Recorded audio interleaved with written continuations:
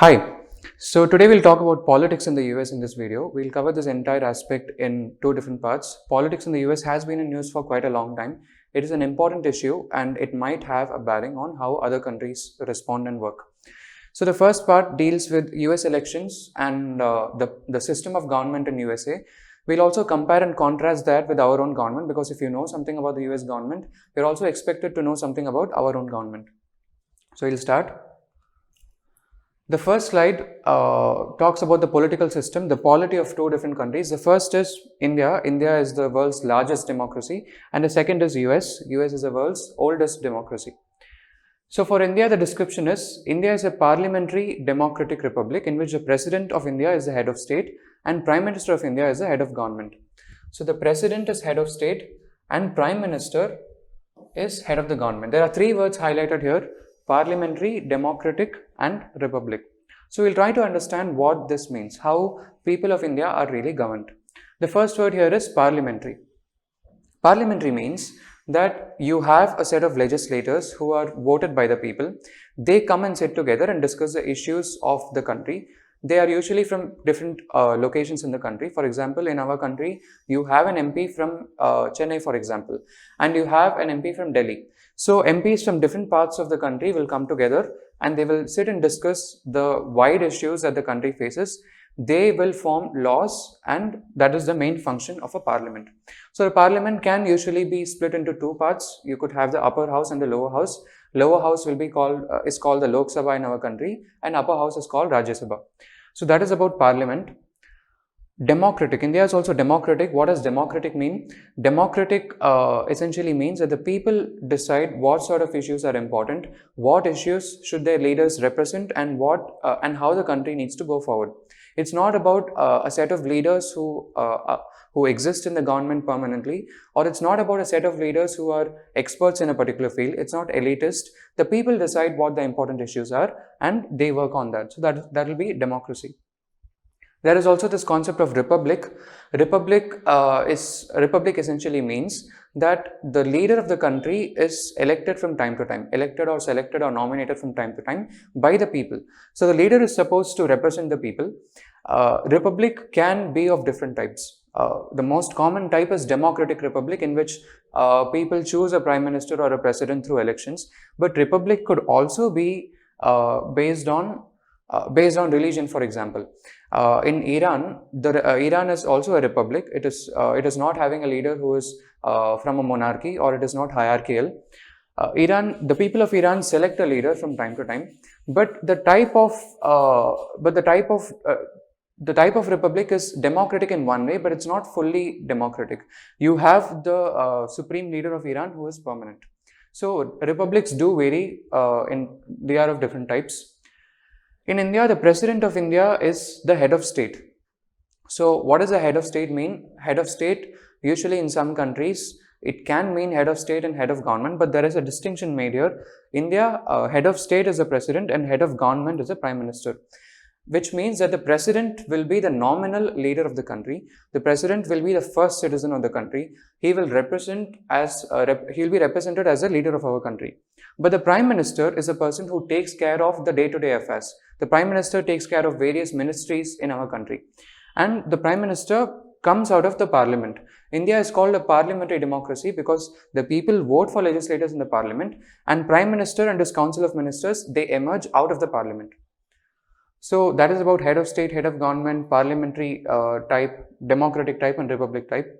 We'll talk about the polity of the US now. So the description here is, it is federal, it is constitutional, it is democratic, it is republic. So the stress here should be on federal. So you need to take a moment and think about why the United States of America is named that way. Why is it called the United States of America? It is because historically, the US has not been a contiguous country. It's been a collection of different states. It started with 13 colonies at the time of their independence from the British colonial rule. So it started with 13 colonies. They came together and they formed an agreement which said that they will function together as one single country. Eventually, the 13 states expanded and now we have 50 states in the US. So federal is stressed here, and more than any other, more than most countries, The United States has a lot of autonomy given to the states of the country. So that is a federal nature. Does that mean that India is not federal? No, India is also federal, but the word has not been explicitly mentioned in our constitution. We function as such in a federal manner. Okay, so the next word here is constitutional. So what does constitutional mean? What is constitution as such? It is a document which is framed by the leaders of a country at the time of its independence or at the time of it becoming a republic or something of that sort. The leaders come together, they frame a document which will be kind of like a guide to future leaders about how the country needs to progress. What are the principles that the country wants to follow? Does it want to follow secularism? Does it want to follow equality of law? All these principles are clearly mentioned in the constitution, and it could also go into some details. For example, our country goes into the details of who the president should be, how the president is supposed to be elected. So our constitution, for example, has more than 400 articles. Yeah, so the United States Constitution is the oldest constitution. It was the first constitution. That is why it is called as the oldest democracy. It is very historical, and many countries in the world have taken inspiration from that constitution, including our own country. So the next word here is democratic. We have already talked about that, and republic. So United States is also a republic. So in the United States, the major difference is the head of the state and the head of the government are the same. They are the president. You all know about three branches of the government, three branches of governing a country. The first will be an executive, the other will be legislature, and then judiciary. So the executive for United States is president, and the legislature will be the Congress, and we have the judiciary as usual. So they share powers reserved to the national government, and the federal government shares sovereignty with the state governments. This is one feature that is not there in India. In India, the sovereign nature. What is sovereignty? It means the people of a country feel and determine that they are one single country. So that sovereignty in our country is only there to be exercised by the central government. The states don't have a say in sovereignty. But in the United States, the sovereignty is shared by the state governments with the federal government. So what this means is each state has its own flag. Each state even has its own constitution. There is a high degree of autonomy given to the state. So these are the basic differences between the political systems of India and US. Who represents people and how? Again, so you have three different levels. In any government, the basic structure will be you have three different levels. You have the federal government, the state government, and the local government. You also have three different branches. The branches would be executive, judiciary, and legislature. So spread out across all these, we have a lot of positions. We'll talk about the federal level position of USA. The first will be the president. The president is, the supreme executive, and the president is also assisted by the vice president. The vice president is nominated by the president and all that. Secretaries of the cabinet. In our country, we have ministers for each and every ministry. For example, you have a minister for agriculture ministry. You have a minister for foreign affairs. You have a minister for economics and all that. In USA, these ministers do not really come out of the parliament as it happens in our country. In our country, to be very clear, we have a parliament. The parliament has 545 members, and out of the 545 members, you have some people. These people, whoever is part of the legislature, they are elected by the people. So the people come together, and out of this parliament, the party which has the majority, it will select within itself who will be the prime minister, who will be the minister, and all that. So that is how it works. But in the case of USA, the secretaries of the cabinet, who are the parallel of ministers in our country, will be directly appointed by the president. They will get the approval from the Senate for that, and then they will be appointed.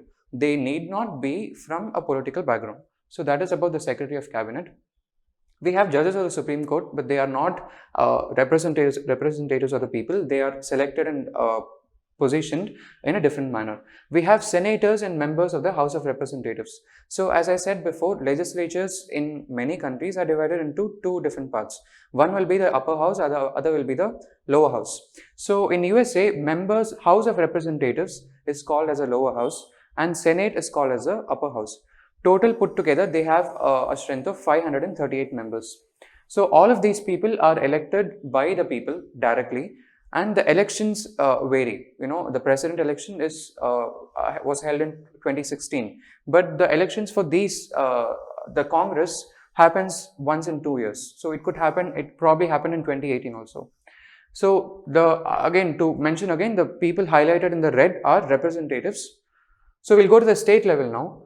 In state level, you have the governors. So in USA, they are called governors. They are similar to the chief ministers of our country.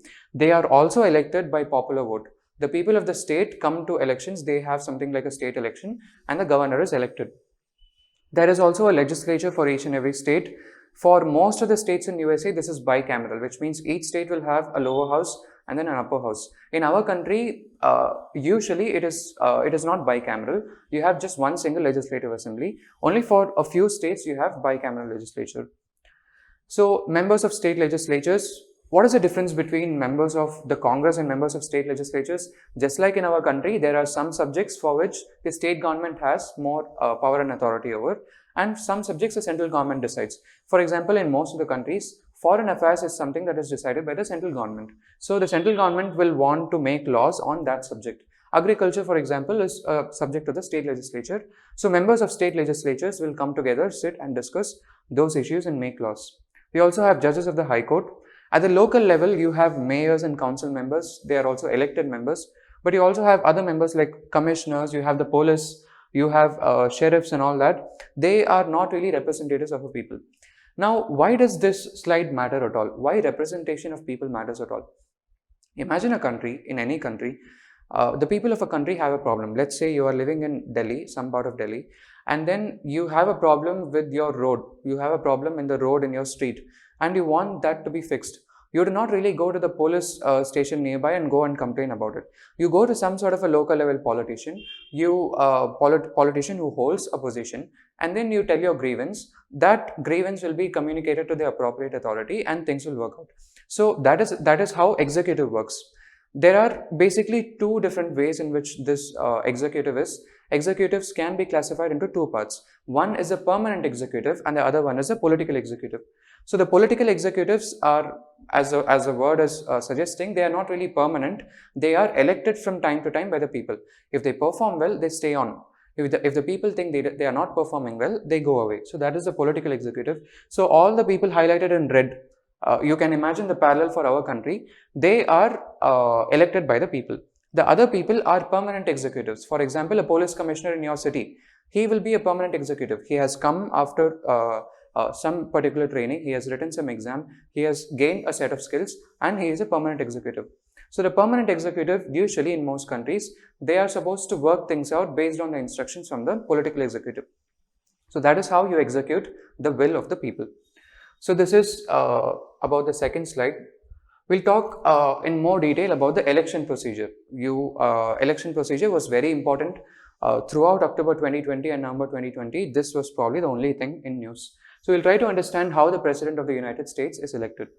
First, it is important for the President to be eligible. He is going to be the supreme leader. So the first word here is natural born citizen of the country. The word to stress here is natural born, because Kamala Harris is, you all know that she has been nominated for Vice President. She has taken oath as Vice President recently. So Kamala Harris, you all know that she has an Indian origin. She came from India and she is capable of becoming the president. So why not you and me? Suppose you are an Indian, you think that going to America gives better opportunities for you. You go there, you get interested in politics. Can you become the President of the United States? According to this eligibility criteria, you can't, because you have to be a natural born citizen of the country. Your parents should have been the citizens of the United States. And the age is very clearly mentioned here, at least 35 years old. This is mentioned in one of the first articles of the US Constitution. At least 35 years old is the eligibility condition. And you also have to be the resident of the country for at least the last 14 years. So these are the conditions. If you satisfy these conditions, if you have mass support, you could be nominated by a party. So first important thing to do would be to understand what political parties are there in the country and become a part of one of the political parties. So there are two main parties in the US. One is the Republican and Democrat. The ideologies of Republican Democrat do vary in some instances. In some other instances, there is bipartisan support. For example, the most important bipartisan support will be that USA should be the leader in international affairs. That is something that both agree with. But in terms of immigration, for example, the Republican Party slightly leans towards the conservative side. It thinks that immigrants should not be given free will. They have to be screened by a strict process. The Democratic Party is more prone to human rights. It is more prone to equality and all that. Yeah, so you have to choose one of the parties. There are also other parties. It's not necessary that there are only two parties of Republican and Democrat. The other example of other parties could be the Libertarian Party. And there is also this Green Party, which has come up in just about any country. All the countries in Europe have a Green Party now because they want to focus on environment. There is also a Green Party in USA. So you become part of a particular political party. Then how do you go forward? When the US elections come up, you have to do some political work in the background. You have to understand the political scenario of the country. You need to be in a position to impress people of your party.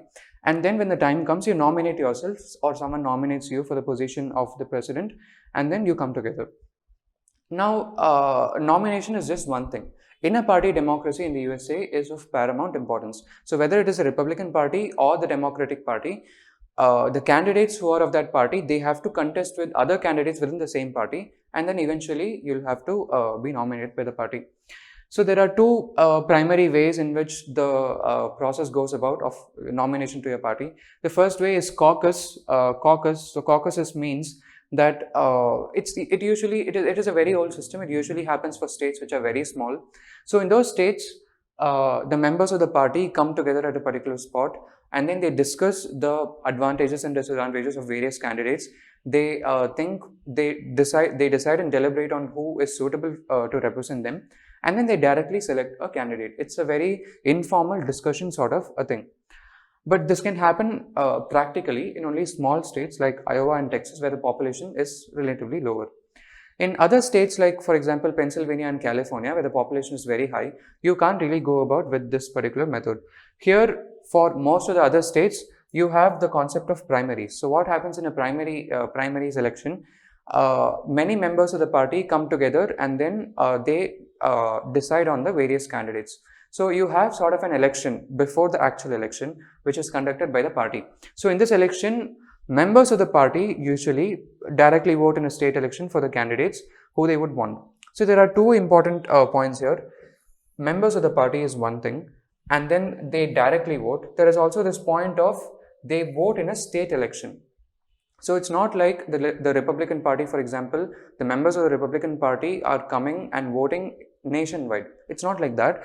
It is a state election. So in every single state, if it is Pennsylvania, for example, in Pennsylvania, there has to be a state election within the Republican Party to decide which candidate is suitable. Similarly, in California, there has to be a state election to decide which candidate is suitable. So in every single state, this party has an inner state election. Primaries also vary. They are of different types. In some states, like I mentioned before, states of the USA have a high degree of autonomy. So they get to decide how elections work to some extent. So in some states, the constitution of their state or the laws of the state allow for primaries to be this closed type of primary. There is this other type of primary called as an open primary or a semi-open primary. In a semi-open primary, you need not be the member of the party to have a say in who will represent the party. You could be part of the general public. And if you feel that a Republican Party is something that you would want to, be in the national government, and if you also feel that you need to have a say in who the Republican Party chooses, you can actually go to these primaries and vote for a particular candidate. For example, in the Democratic Party, there were different candidates before the final candidate was chosen. One was Joe Biden, the other was Kamala Harris herself. So these were different candidates.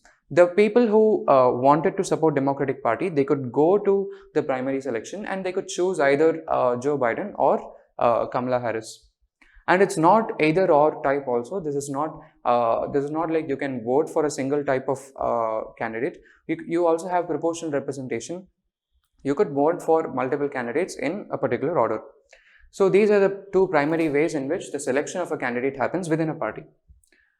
So what happens after you are nominated within the party? After the nomination, after the different states elect in the primaries, there is a national convention for that party. There is a national convention for the Republic Party, national convention for the Democratic Party.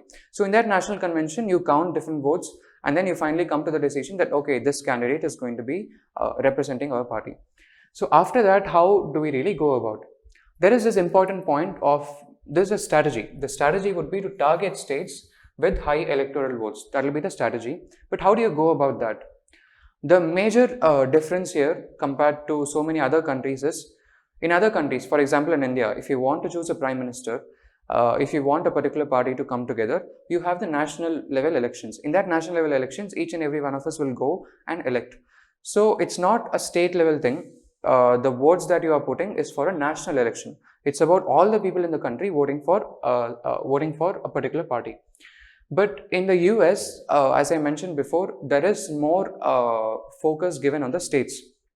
So what happens here is you have something called as the Electoral College, which is elected once in 4 years solely for the purpose of electing the president.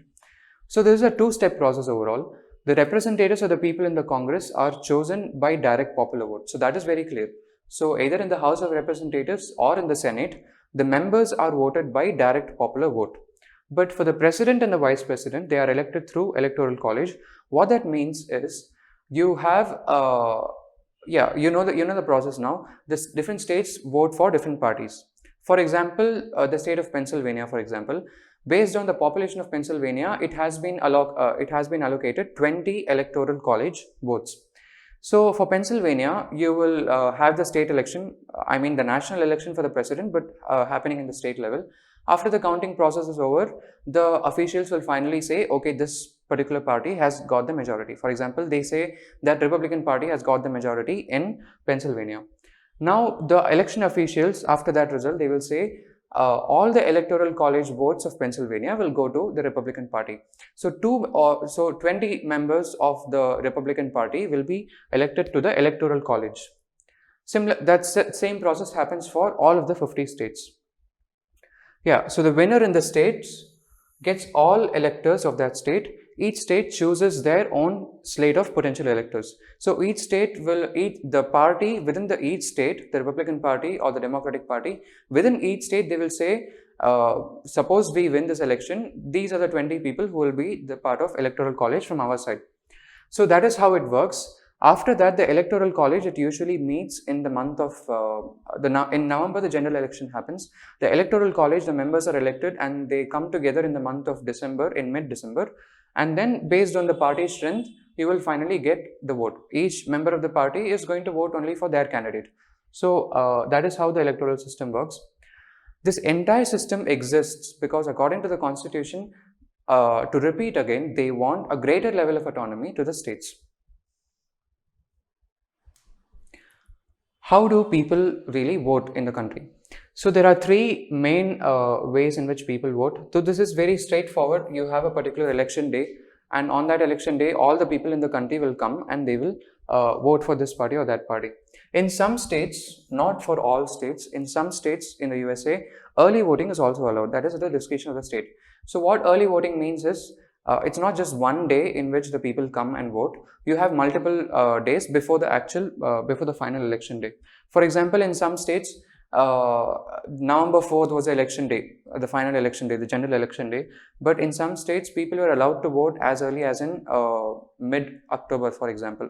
So again, the dates are set by the state level election commission or a similar authority, and people can vote. There is also this third way of voting called as an absentee mail-in. So what this really means is this system was brought in place because there are people in the United States who cannot really come to the election booth and then vote. For example, people in the army or people who are overseas for some reason. So these people, they do need to have a say in how the election progresses. They do need to vote.